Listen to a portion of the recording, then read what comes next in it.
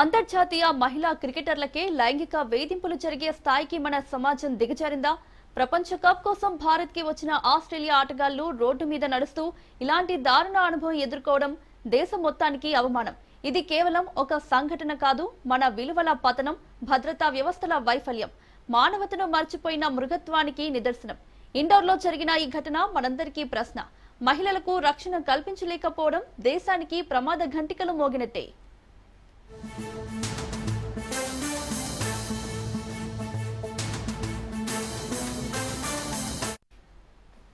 ICC మహిళల ప్రపంచ cup ఆడటానికి భారతదేశంలో ఉన్న ఇద్దరు ఆస్ట్రేలియా క్రీడాకారిణులు గురువారం తమ హోటల్ నుండి కేఫ్ కు నడుచుకుంటూ వెళ్తుండగా మధ్యప్రదేశ్లోని ఇండోర్లో లైంగిక వేధింపులకు గురయ్యారు. ఈ సంఘటన జరిగిన వెంటనే మహిళా క్రికెటర్లు SOS నోటిఫికేషన్ పంపారు. సమాచారం అందుకున్న వెంటనే భద్రతా అధికారులు సంఘటనా స్థలానికి చేరుకున్నారు.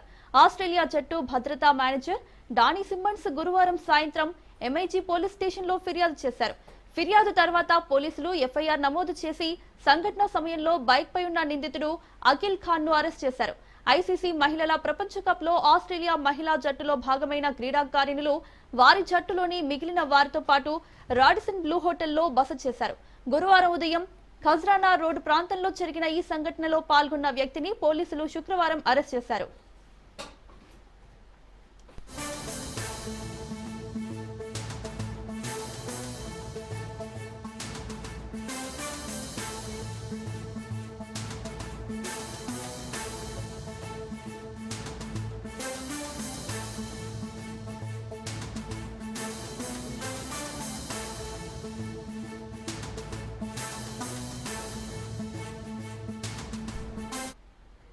ఇద్దరు క్రికెటర్లు తమ హోటల్ నుండి బయటకు వచ్చి ఒక కేఫ్ వైపు నడుచుకుంటూ వెళ్తుండగా మోటార్ సైకిల్ పై ఒక వ్యక్తి వారిని వెంబడించాడని సబ్ ఇన్స్పెక్టర్ నిధి రఘువంశీ చెప్పారు. క్రికెటర్లను నిందితుడు అనుచితంగా తాకినట్లు ఆరోపణలు ఉన్నాయన్నారు. ఆ తర్వాత అక్కడి నుంచి తప్పించుకుని వెళ్లిపోయారన్నారు. ఆ ఇద్దరు తమ జట్టు భద్రతా అధికారి డానీ సిమ్మన్స్ ను సంప్రదించడంతో వెంటనే రక్షణగా సిబ్బందితో పాటు వెహికల్ పంపించామన్నారు. సమాచారం అందుకున్న తర్వాత అసిస్టెంట్ పోలీస్ కమిషనర్ హిమాని మిశ్రా ఇద్దరు ఆటగాళ్లను కలిసి వారి వాంగ్మూలాలను నమోదు చేసి MIG పోలీస్ స్టేషన్ లో భారతీయ న్యాయ సంహిత BNS సెక్షన్ 74 కింద కేసు నమోదు చేశారు. మ్యాచ్ వీక్షించిన అనుమానితుడి మోటార్ సైకిల్ నంబర్ను గుర్తించారని, దాని ఆధారంగా నిందితుడు అఖిల్ ఖాన్ ను అరెస్ట్ చేశామని తెలిపారు.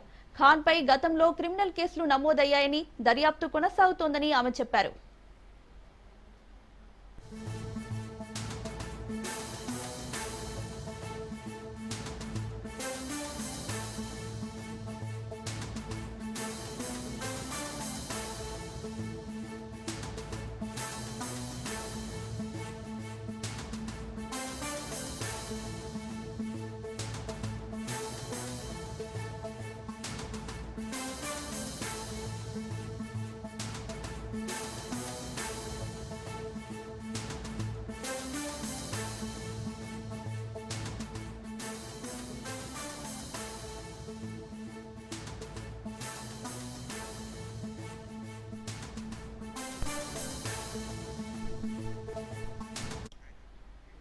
అంతర్జాతీయ మహిళా క్రికెటర్లకే లైంగిక వేధింపులు జరిగే స్థాయికి మన సమాజం దిగజారిందా?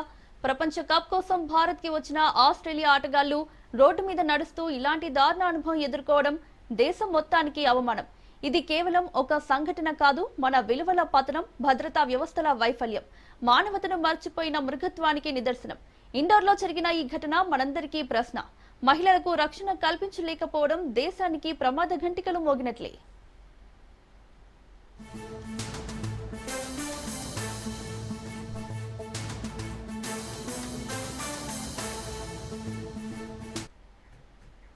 ఐసీసీ మహిళల ప్రపంచ కప్ ఆడటానికి భారతదేశంలో ఉన్న ఇద్దరు ఆస్ట్రేలియా క్రీడాకారిణులు గురువారం తమ హోటల్ నుండి కేఫ్ కు నడుచుకుంటూ వెళ్తుండగా మధ్యప్రదేశ్లోని ఇండోర్లో లైంగిక వేధింపులకు గురయ్యారు. ఈ సంఘటన జరిగిన వెంటనే మహిళా క్రికెటర్లు SOS నోటిఫికేషన్ పంపారు. సమాచారం అందుకున్న వెంటనే భద్రతా అధికారులు సంఘటనా స్థలానికి చేరుకున్నారు. ఆస్ట్రేలియా జట్టు భద్రతా మేనేజర్ డానీ సిమ్మన్స్ గురువారం సాయంత్రం MIG పోలీస్ స్టేషన్ లో ఫిర్యాదు చేశారు. ఫిర్యాదు తర్వాత పోలీసులు FIR నమోదు చేసి సంఘటన సమయంలో బైక్ పై ఉన్న నిందితుడు అఖిల్ ఖాన్ ను అరెస్ట్ చేశారు. ఐసీసీ మహిళల ప్రపంచ కప్ లో ఆస్ట్రేలియా మహిళా జట్టులో భాగమైన క్రీడాకారిణులు వారి జట్టులోని మిగిలిన వారితో పాటు రాడిసన్ బ్లూ హోటల్లో బస చేశారు. గురువారం ఉదయం ఖజ్రానా రోడ్ ప్రాంతంలో జరిగిన ఈ సంఘటనలో పాల్గొన్న వ్యక్తిని పోలీసులు శుక్రవారం అరెస్ట్ చేశారు.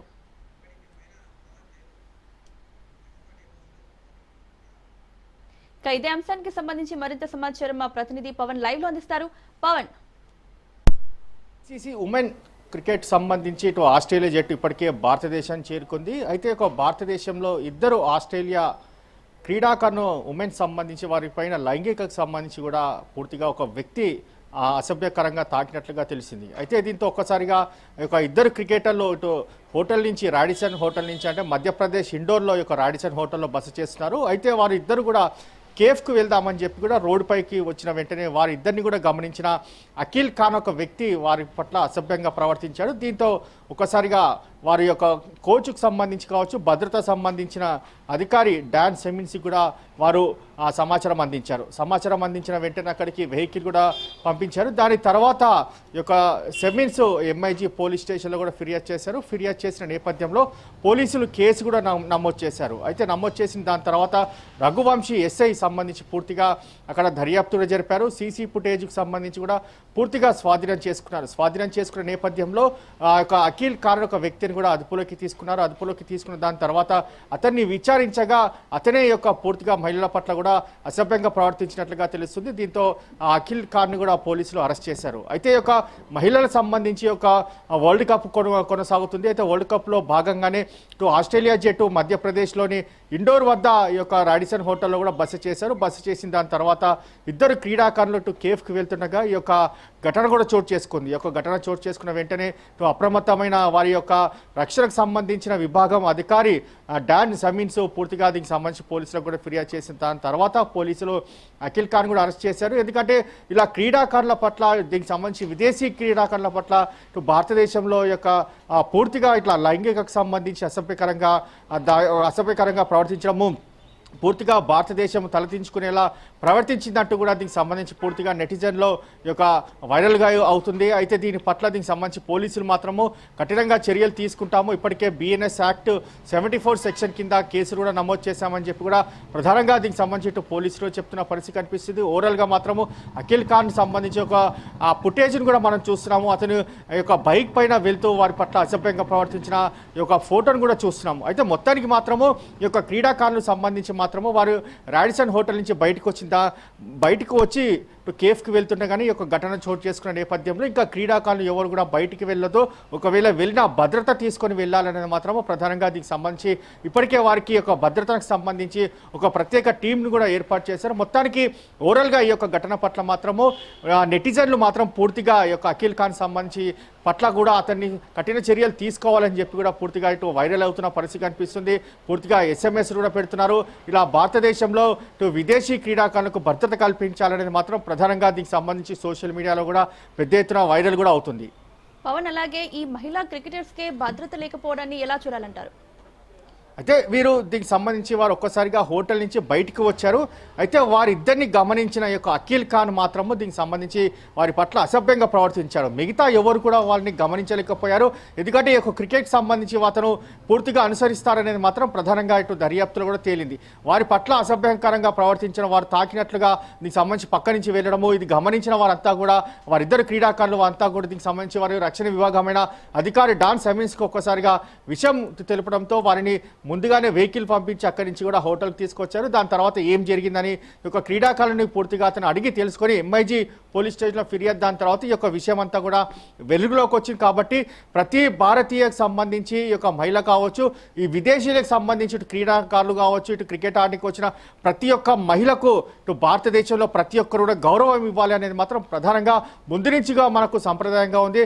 కానీ ఒకరిద్దరు చేసిన ఈ యొక్క పని పట్ల మాత్రము పూర్తిగా భారతదేశం తలదించుకునేలా ఉంది అనేది మాత్రం ప్రధానంగా ఇటు వైరల్ అవుతుంది. పూర్తిగా దీనికి సంబంధించి సోషల్ మీడియా అలాంటి ఘటన చోటు చేసుకోకుండా పూర్తిగా దీనికి సంబంధించి పోలీసులు కఠినమైన భద్రత ఏర్పాటు చేయాలని చెప్పి కూడా పూర్తిగా దీనిపైన పూర్తిగా సందేశాలు కూడా వస్తున్న పరిస్థితి కూడా మనం గమనిస్తున్నాము. Right Pavan, thank you.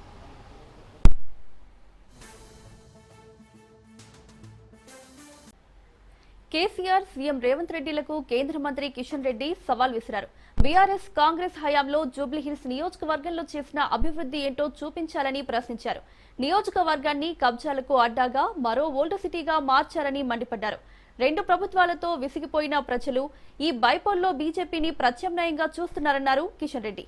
Modi సర్కార్ సంక్షేమ పథకాలే బీజేపీని గెలిపిస్తాయని ధీమా వ్యక్తం చేస్తున్న కేంద్ర మంత్రి కిషన్ రెడ్డితో మా ప్రతినిధి రాజు ఫేస్ టు ఫేస్.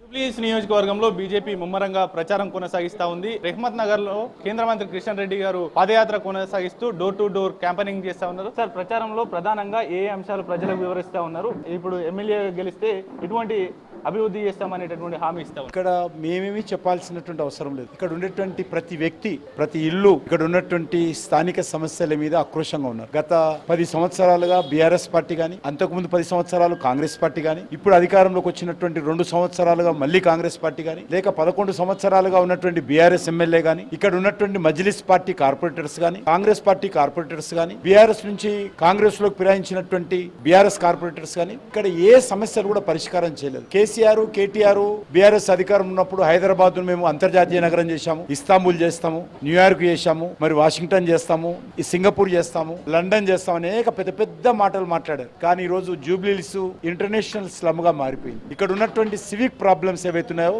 మరి దేశంలో ఎక్కడ కూడా అంత భయంకరంగా ఈ రోజు ఉంది. ఇదే జూబ్లీహిల్స్ పక్కన ఉన్నటువంటి కూకట్పల్లి చాలా డెవలప్మెంట్ అయింది. జూబ్లీహిల్స్ కు వెస్ట్ సైడ్ ఉన్నటువంటి షేర్లింగపల్లి డెవలప్మెంట్ అయింది. అద్భుతమైనటువంటి రోడ్లు, రంగులు చూపిస్తాం, అక్కడ ఫ్లైఓవర్స్. ఇటు సైడ్ సన్నతర డెవలప్మెంట్ అయింది, అటు సైడ్ ఖైరతాబాద్ డెవలప్మెంట్ అయింది. కానీ మధ్యలో ఉన్నటువంటి జూబ్లీహిల్స్ మాత్రం వెనుక వేయబడ్డది. ఇక్కడ అన్ని రకాల సమస్యలు ఉన్నాయి. మరి ఇక్కడ రోడ్డు సమస్య, అడుగు తీసి అడుగు వేయలేనటువంటి పరిస్థితి. రోడ్డు సమస్య కానీ, డ్రైనేజ్ సమస్య కానీ. ఇక్కడ కొత్తగా పెన్షన్స్ ఇవ్వలేదు, వీధి లైట్లు వెలగవు, ఒక పార్కు కనిపించదు. అక్కడక్కడ భూ కబ్జాలు మాత్రం బీఆర్ఎస్ పార్టీ ఎమ్మెల్యే ఉన్నప్పుడు విపరీతంగా ప్రభుత్వ భూములు కబ్జా జరిగి, కాంగ్రెస్ పార్టీ అధికారంలోకి వచ్చినటువంటి 2 సంవత్సరాలు కూడా విపరీతంగా భూములు కబ్జా జరుగుతూ ఉన్నాయి. కనీసము సౌకర్యాలు కూడా నోచుకోలేనటువంటి పరిస్థితుల్లో ఈరోజు జూబ్లీహిల్స్ ఉంది. కాబట్టి మేము ప్రజలకు ఏం చెప్పాల్సిన అవసరం లేదు. ప్రజలే గతంలో ఉన్నటువంటి కార్పొరేటర్స్, ఎమ్మెల్యేల పట్ల తీవ్ర ఆక్రోషంతో ఉన్నారు. ప్రభుత్వం పట్ల అది మాకు అనుకూలంగా ఈరోజు మలుచుకునేటువంటి ప్రయత్నం చేస్తా ఉన్నాం. సార్, కాంగ్రెస్ కి ఎంఐఎం మద్దతు ఇస్తా ఉంది, దీన్ని ఎట్లా చూస్తారు సార్? ఇక్కడ కాంగ్రెస్ పార్టీ కంటే ముందు బీఆర్ఎస్ పార్టీ, బీఆర్ఎస్ కంటే ముందు కాంగ్రెస్ పార్టీ, ఏ పార్టీ అధికారంలో ఉంటే ఆ పార్టీ వంచన చేరి మజ్లిస్ పార్టీ మరి తన పబ్బం గడుపుకునేటువంటి ప్రయత్నం, పరోక్షంగా అధికారం చెలాయించేటువంటి ప్రయత్నం పోలీస్ అధికారుల మీద, ప్రభుత్వం మీద మజ్లిస్ పార్టీ అనేక సంవత్సరాలుగా చేస్తాం.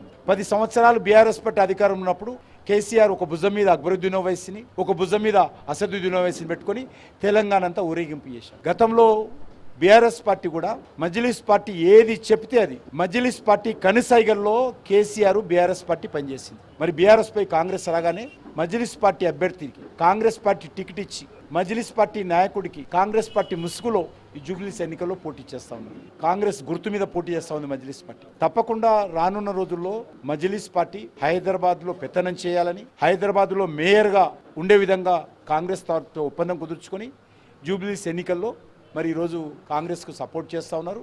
మజ్లిస్ పార్టీ అభ్యర్థికి కాంగ్రెస్ పార్టీ టికెట్ ఇచ్చింది. రానున్న రోజుల్లో బీఆర్ఎస్ పార్టీ కానీ, కాంగ్రెస్ పార్టీ కానీ పోటీలు పడి మజ్లిస్కు సహకారం అందిస్తారు. మజ్లిస్ పార్టీ కనిపిస్తే వంగి వంగి సలాములు కొడతారు. మజ్లిస్ పార్టీ మోచేతి నీళ్లు తాగుతారు. మజ్లిస్ పార్టీ కనసాయిగల్లో పనిచేస్తారు. ఈ 2 పార్టీలు ఒకటే. బట్టి ఖచ్చితంగా మజ్లిస్ పార్టీని ఎదుర్కోవాలంటే ఒక భారతీయ జనతా పార్టీ మాత్రమే ఈరోజు ప్రజల పక్కన నిలబడి, ప్రజల అండగా నిలబడి మజ్లిస్ పార్టీ దౌర్జన్యాలు ఎదుర్కొంటది. కాబట్టి ఎన్నికల్లో బీజేపీని గెలిపించాల్సిందిగా కోరుతాం. జూబ్లీహిల్స్ నియోజకవర్గ ఓటర్లు అటు కాంగ్రెస్ బీఆర్ఎస్ ఎమ్మెల్యేలను గెలిపించుకున్నప్పటికీ విసిగి వేసారిపోయారు. నియోజకవర్గ నిజామాబాద్ లో జాగృతి అధ్యక్షురాలు కవిత జనంబాట కార్యక్రమానికి శ్రీకారం చుట్టారు.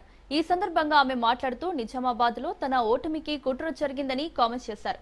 అనేక అవమానాలు భరించానని తెలిపారు. ప్రభుత్వాలు ఏవైనా ఆడబిడ్డలకు వివక్ష తప్పడం లేదని అన్నారు. జీవితమంతా తెలంగాణ ఉద్యమం కోసం, కేసీఆర్ కోసం పనిచేశానని తెలిపారు.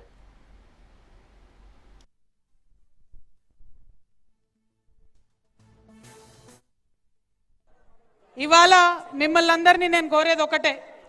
నేను 27 ఏళ్ళు ఉన్నప్పుడు రాజకీయాలలోకి వచ్చిన. ఆనాడు తెలంగాణ ఉద్యమం జరుగుతుండే. ఇవాళ నా వయసు 47 సంవత్సరాలు. ఈ 20 ఏళ్లల్లో మొత్తం తెలంగాణ కోసం, తెలంగాణ ఉద్యమం కోసం, కేసీఆర్ గారి కోసం, టీఆర్ఎస్ పార్టీ కోసం, బీఆర్ఎస్ పార్టీ కోసం నేను పనిచేసిన. మీ అందరికీ తెలిసిందే. నేను మీ కోడలుగా, మీ బిడ్డగా ఎన్ని కష్ట నష్టాలు వచ్చినా ఓపికగా ఉన్నా, ఎదురు చూసిన. ఇవాళ మరి అదే బీఆర్ఎస్ పార్టీ నుండి నన్ను బయటకు పంపించేయడం జరిగింది. ఎక్కడ కూడా నేను ముందడుగేసి పార్టీ వ్యతిరేకంగా ఏం చేయలే. ఇవాళ నిజామాబాద్లో ఉన్న బీఆర్ఎస్ పార్టీ కార్యకర్తలందరికీ కూడా నేను రిక్వెస్ట్ చేస్తూ ఉన్నా, ఒక్కసారి గుండె మీద చేసుకొని ఆలోచన చేయండి. నిజామాబాద్లో నా ఓటమి ఒక కుట్రనా కాదా మీరు ఆలోచన చేయండి. నా ఓటమి జరిగినప్పుడు ఇప్పటికి 5 ఏళ్ళు అవుతుంది. ఒక్క మాటనన్నా నేను బయట మాట్లాడినా లేదా మీరు ఆలోచన చేయండి. ప్రతి చిన్న బిడ్డకు నిజామాబాద్లో తెలుసు ఏం జరిగిందా అన్నాడని, ప్రతి బీఆర్ఎస్ పార్టీ కార్యకర్తకు తెలుసు ఏం జరిగిందా అన్నాడని. కానీ నేను ఎప్పుడైనా సరే ఆ అవమానాన్ని భరించిన ఎందుకోసం, నాన్నగారి మీద గౌరవంతోని, బీఆర్ఎస్ పార్టీ అంటే ప్రేమతోని, తెలంగాణ రాష్ట్రం మంచిగా ఉండాలనేటటువంటి ఆలోచనతోని. కానీ ఇవాళ ఇంటి గుట్టంతా బయటేసి మరి నన్ను ఇబ్బంది పెడుతున్నటువంటి సందర్భంలో మళ్ళీ నా మనుషుల దగ్గరికి, మళ్ళీ నా ప్రజల దగ్గరికి, మళ్ళీ నా నిజామాబాద్ గడ్డ దగ్గరికి వచ్చిన. కామారెడ్డి జిల్లాలో పేదల పెన్నిధిగా నిలుస్తున్నారు తిమ్మయ్య గారి సుభాష్ రెడ్డి. గూడు లేని వారికి పక్కా ఇల్లు నిర్మించి వారి జీవితాల్లో వెలుగులు నింపుతున్నారు. దోమకొండ మండలం మహమ్మదాపూర్లో 2 ఏళ్ల క్రితం జరిగిన అగ్ని ప్రమాదంలో సర్వం కోల్పోయిన 4 కుటుంబాలకు బాసటగా నిలిచిన తిమ్మయ్య గారి సుభాష్ రెడ్డి వారికి ఇళ్లు నిర్మించారు. దోమకొండ మండల కేంద్రంలో తల్లిదండ్రులు లేని 2 అక్క చెల్లెలకు బిల్డింగ్ నిర్మించి ఇచ్చారు. సుభాష్ రెడ్డి చేసిన సాయాన్ని గుర్తు చేసుకుంటూ గృహప్రవేశం చేసిన పేదలు ఆనంద బాష్పాలు రాల్చారు. పేదలకు సాయం చేయడంలోనే నిజమైన సంతృప్తి ఉంటుందని తిమ్మయ్య గారి సుభాష్ రెడ్డి అన్నారు. పేదలు ఆనందంగా గృహప్రవేశం చేస్తుంటే తన సొంత ఇంటి గృహప్రవేశం చేసినంత ఆనందంగా ఉందని దాత సుభాష్ రెడ్డి సంతోషం వ్యక్తం చేశారు.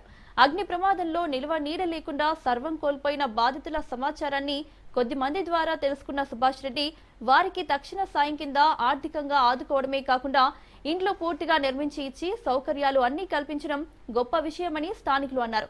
25 సంవత్సరాల క్రితం తల్లిదండ్రులు కోల్పోయి అనాథులుగా ఉంటున్న 2 అక్క చెల్లెళ్ల గురించి తెలుసుకుని వారికి బంగ్లా నిర్మించి ఇవ్వడంతో దోమకొండ వాసులు తిమ్మయ్య గారి సుభాష్ రెడ్డిని సన్మానించారు.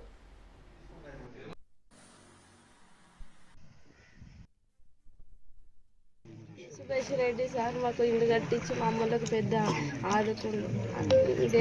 ఆ సిచ్యువేషన్లో మా ఊరోళ్ళకి ఆదుకోలే, అప్పుడు ముందడికి రాలే, ఇప్పుడు వస్తారు. అప్పుడు కనీసం అడుక్కున్నాను కదా, ఇట్లా కనీసం కట్టుబట్టలతో ఉన్నా కానీ ఎట్లా ఏం చేయకపోతే ఎవరు ఆదుకోలేరు. కానీ సార్లు దేవుడు ఆదుకొని మాకు మా అమ్మలకు ఇల్లు కట్టించి పెద్ద దేవుడు అయిపోయింది. మేము కట్టుబట్టల మీద ఉన్నాం సారు. సార్ వచ్చిండు దేవుని వల్ల మాకు కట్టిస్తాను, మాకు మనిషికి 25,000 ఇచ్చిండు, కట్టిస్తా అని ముందడికి వచ్చిండు. ఇప్పుడు సార్ని తెలుసుకుంటున్నాం. సుభాష్ రెడ్డి సార్ మాకు ఆయన్నే, నవీన్ సార్ కూడా ఆయన చెప్పిండు సార్. సార్ అంతా మాకు అంత సంతోషమే సార్.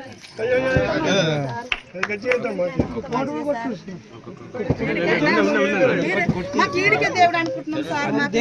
మాకు ఈయన దేవుడు. ఇప్పుడు కూడా మా జీవితాంతం కూడా మేము ఆయన్నే తలుచుకుంటాం సార్. మాకు ఎవరు ఇట్లా కట్టుబట్ల మీద ఉన్నా మాకు ఎవరికి ఇట్లా మాకు సాయం చేసిన వాళ్ళు లేరు. వీళ్ళ ఆనందం చూస్తుంటే నా సొంత ఇంటి గృహప్రవేశం కంటే కూడా ఈరోజు నాకు ఆనందంగా ఉంది. ఈ 2 years క్రితము వీళ్ళు అగ్ని ప్రమాదంలో వీళ్ళు ఇల్లు కాలిపోవడం జరిగింది. అప్పుడు నేను స్థానికంగా ఉండడం, ఇక్కడికి రావడం, వీళ్ళకు నేను ఇల్లు కట్టిస్తానని హామీ ఇవ్వడం, అది జరిగి ఒక 15-16 నెలలు అవుతున్నట్టున్నది. ఇప్పటికీ వీళ్ళ ఇల్లు పూర్తి అయిపోయి వీళ్ళకి ఈరోజు గృహప్రవేశాలు చేస్తున్నారు. చాలా ఆనందంగా ఉంది. వీళ్ళు ఇట్నే చాలా చక్కగా ఈ ఇంట్లో జీవించాలని, ఇంకా వృద్ధి చెందాలని, వాళ్ళ సంపద పెరగాలని ఆ దేవుణ్ణి ప్రార్థిస్తూ ఇట్లాంటి సేవలు ఇంకెన్ని ఉన్నా ఎక్కడున్నా చేయడానికి నేను ఎప్పుడు ముందుంటా. పేదవాళ్లకు ఏ సాయం కావాలన్నా ఖచ్చితంగా చేస్తాను నేను. ఎందుకంటే పేదవాళ్లకు సాయం చేయడంలో ఉన్న తృప్తి అంతకంటే ఎక్కువ వేరేది లేదని నేను అనుకుంటున్నా. మాకు అండగా నిలిచి ఇల్లు కట్టించి మేము ఒక ఇళ్ళలో వండుకున్నాం. నాగరాజు అనే ఉడిక మాకు మస్తు తెలిపి సార్ చెప్పినందుకు అండగా నిలిచిండు. అన్నగా లెక్క మాకు హెల్ప్ చేసిన వాళ్ళందరూ దేవుడు. వాళ్ళని రుణం ఎప్పటికీ తీసుకోలేదు. అమ్మ నాన్న ఉన్నా ఉడక ఇంత మేలు చేసేవారు లేదు అని సార్ మాకు దేవుడు లెక్క ఆదుకున్నాడు. మాకు నమ్మేటోళ్ళ ముందట జాగ్రత్తకుండా చేసింది. అందట్లో నిలబెట్టిన సార్ మర్చిపోలేము. సుభాష్ అన్నకు ఒక్కసారి మేము ఇక్కడ నిరుపేదలైన ఇద్దరు ఆడపిల్లలు ఉన్నారన్న వాళ్ళకి తల్లిదండ్రులు లేరు, అనాథలు, వాళ్ళ కుటుంబంలో ఎవరు లేరని మేము ఆయనకు ఇయ్యగానే ఎలాంటి ఆలోచన చేయకుండా ఆ ఇల్లు ఏం చేయాలని అంటే పాతది ఇల్లు ఉందన్న, దాని ఇల్లు మీద పెంకుటిల్లు మొత్తం కూలిపోయింది, దాన్ని తీసేసి రేకులేసి ఇద్దామన్నా అని అన్నాము. అంటే సరే మీరు ఆ పని చేయని అన్నాడు. అయిన తర్వాత గోడలు లేపిన తర్వాత అన్నకు అయిపోయింది అన్న, గోడలు లేపినాం రేకులు వేద్దామని అంటే ఏం రేకులు వేస్తావు స్లాబే పోసి ఇచ్చేసి అని అనేసరికి మళ్ళీ స్లాబ్ వేసి ఇచ్చినాము. ఇచ్చిన తర్వాత ఇందులో గోడలు అన్నీ అయిపోయిన తర్వాత స్లాబ్ అయిపోయిన తర్వాత కూడా పెయింట్ వేసి గిటికీలు పెట్టి ఫ్యాన్లు పెట్టించి బుగ్గలు గడికలు పెట్టించి అన్న ఈరోజు కింద మామూలుగా కాదు మంచి మానం ఎట్లున్నాము వాళ్ళకు కూడా కింద బండి అట్లాంటిది పంపించి వేసిచ్చి ఈరోజు ఆయనకే కాదు ఆయన కట్టించినాక మాకు కూడా ఎంతో మంచి పేరు వచ్చినందుకు ఆయనకు మేము ఎప్పుడూ రుణపడి ఉంటాం. ఆయన అందుబాటులో ఉంటాం. ఆయనకి ఎలాంటి దేవుడు అన్ని ఐశ్వర్యాలు కలిగించాలని మేము దేవుని కోరుతూ బల్క్ డ్రగ్ పార్కుకు వ్యతిరేకంగా జరుగుతున్న ఆందోళనలో పాల్గొనేందుకు ఈ నెల 27న బీసీవై పార్టీ అధినేత బోడే రామచంద్ర యాదవ్ రాజయ్యపేటకు వెళ్లనున్నారు. ఈ మేరకు రాష్ట్ర అత్యున్నత న్యాయస్థానం పూర్తి స్థాయి అనుమతినిచ్చింది. అలాగే రామచంద్ర యాదవ్ పర్యటనకు భద్రతా ఏర్పాట్లు చేయాలని పోలీసులను ఆదేశించింది. ఎన్నో అవరోధాలు అవాంతరాలు దాటుకుని రామచంద్ర యాదవ్ రాజయ్యపేటకు వెళ్లనుండటంతో ఆ ప్రాంత మత్స్యకారులు ఆనందం వ్యక్తం చేస్తున్నారు. ఈ నెల 5న రాజయ్యపేటకు వెళ్లేందుకు రామచంద్ర యాదవ్ రాజమండ్రికి చేరుకోగా పోలీసులు ఆయన్ని అడ్డుకున్నారు. ఆయన బస చేసిన హోటల్ను దిగ్బంధించి బయటకు రానియకుండా ఆంక్షలు విధించారు.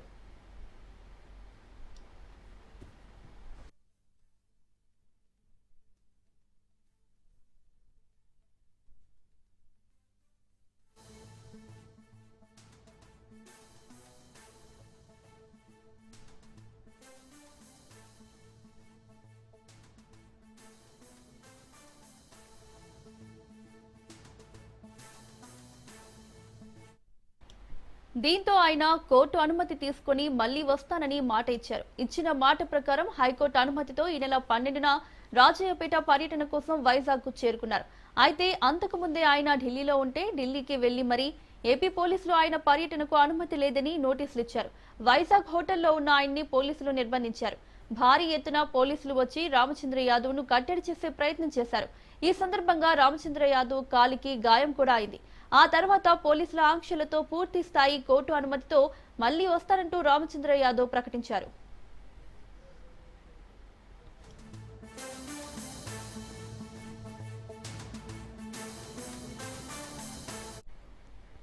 అయితే రామచంద్ర యాదవ్ ను తమ గ్రామంలోకి ఎందుకు రానివ్వడం లేదంటూ రాజయ్యపేట గ్రామస్తులు మత్స్యకారులు ఆందోళనకు దిగారు.